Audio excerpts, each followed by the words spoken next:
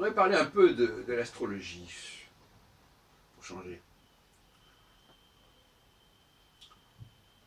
Les astrologues semblent vouloir croire ou nous faire croire que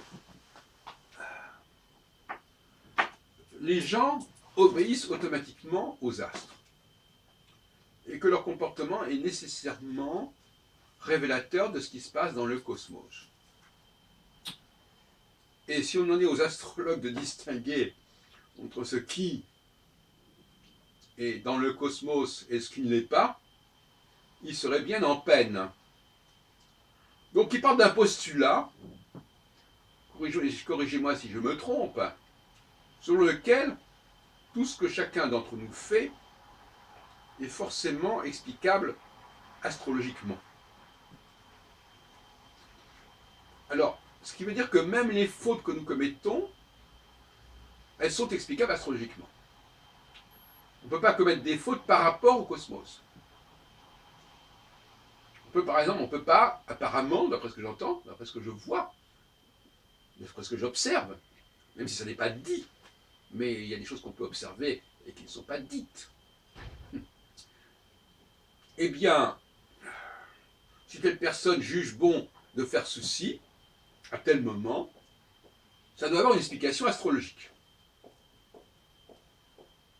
Qu'on me corrige encore une fois si je me trompe. Or, ça, c'est tout à fait ridicule. Mais c'est tout à fait révélateur. En effet,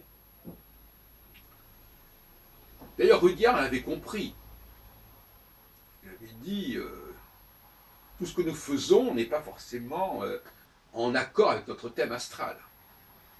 Et on pourrait dire aussi que tout ce que nous faisons n'est pas forcément en accord avec telle et telle configuration, telle et telle progression, etc. Mais force est de constater que c'est là une tâche bien difficile, sinon bien ingrate, que de séparer le bon grain de l'ivraie, ce qui est astrologique et ce qui ne l'est pas, si tant est que le bon grain soit celui de l'astrologie. Mais en l'occurrence, puisque l'astrologie cherche ce qui fait sens pour elle, c'est cela son bon grain à elle, même si ça n'est pas son bon grain dans l'absolu. Je pensais l'autre jour, par exemple, à une personne qui avait pris une décision qui s'est avérée assez malheureuse et inappropriée et à contretemps. Alors, de deux l'une, ou vous essayez d'expliquer que cette décision à contretemps, trop tard ou trop tôt, prise trop tard ou trop tôt, s'explique astrologiquement, parce qu'on va faire intervenir d'autres facteurs qui vont faire que ça va interférer, ou bien dire carrément que la personne a projeté sur sa vie, sur elle-même, des considérations qui n'étaient pas justifiées. En tout cas, qui n'étaient pas astrologiquement. Parce que tout ce qui est astrologique, il n'y a pas que d'astrologie dans le monde. Et sur le plan psychologique, c'est la même chose, comme l'avait d'ailleurs compris Rudyard. On peut très bien avoir une certaine idée de soi-même qui ne correspondent pas à ce que nous sommes réellement. Je pense par exemple, la femme, dans son rapport à elle, peut avoir intégré des éléments masculins, et inversement.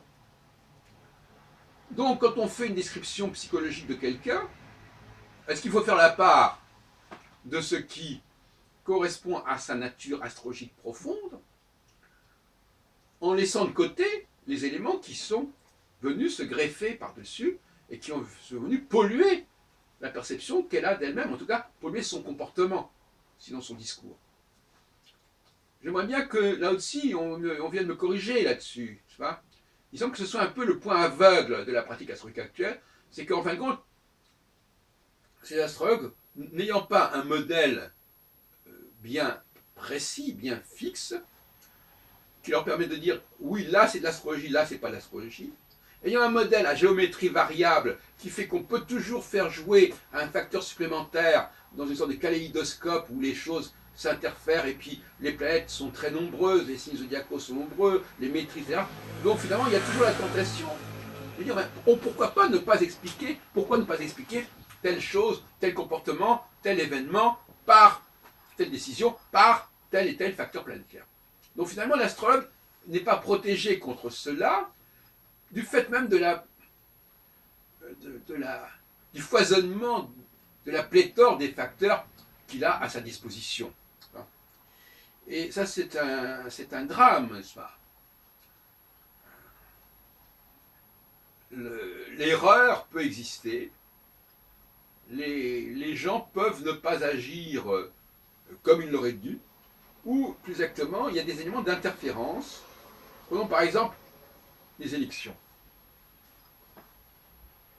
La date des élections est-elle astrologiquement explicable? Peut-être que le résultat des élections est explicable éventuellement jusqu'à un certain point. Peut-être. Mais la date elle-même, on sait qu'elle a lieu depuis des décennies en France au printemps, qu'elle a lieu depuis des siècles aux États-Unis à l'automne, et selon un rythme qui est aux États-Unis absolument imperturbable, tous les 4 ans, même quand il y a la mort d'un président ou une démission, puisqu'il n'y a pas immédiatement de réélection, on prend le vice-président, ce qu'on n'a pas en France.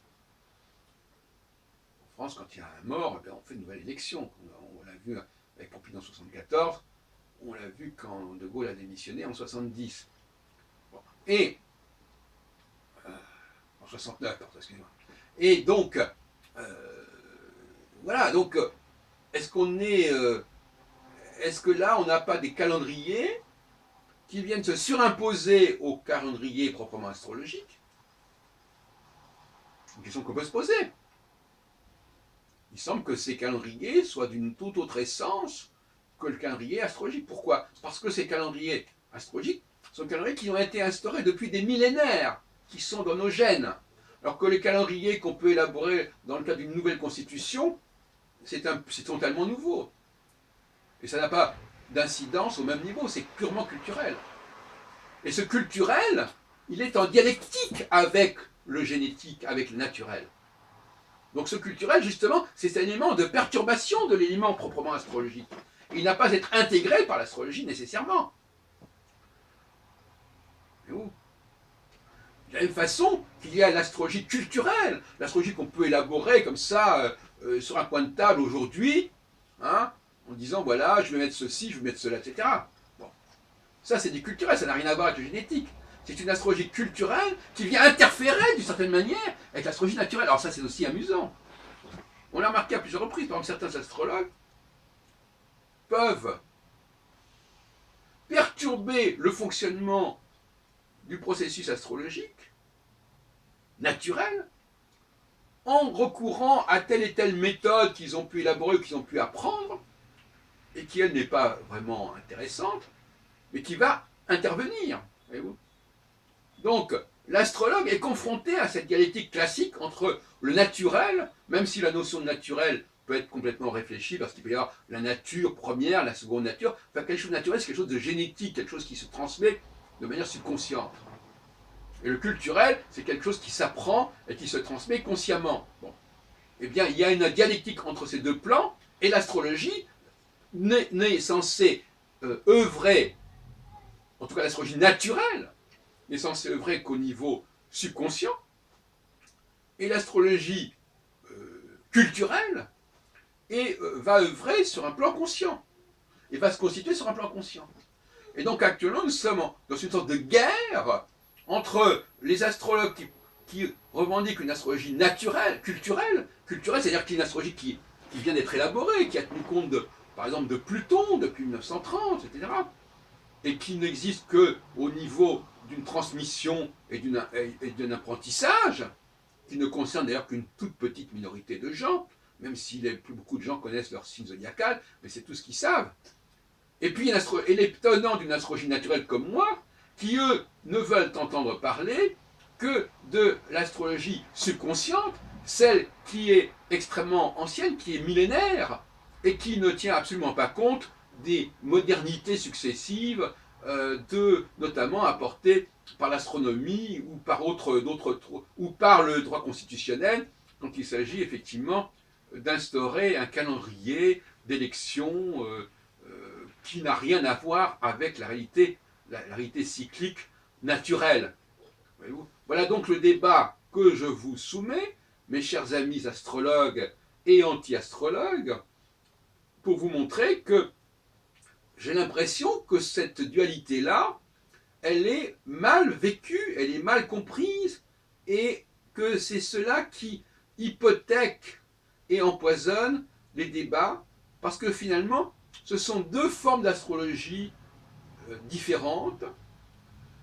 L'une qui est plus limitée, celle de l'astrologie naturelle, limitée à la fois dans l'outil astrologique, mais aussi dans ce qu'on va expliquer par l'outil astrologique, alors que l'autre astrologie culturelle est beaucoup plus large. Elle va intégrer l'ensemble des comportements dans le champ de l'astrologie, et elle va intégrer dans le savoir astrologique toutes sortes d'informations qui sont des informations nouvelles, modernes, qui ne font absolument pas partie de l'astrologie naturelle.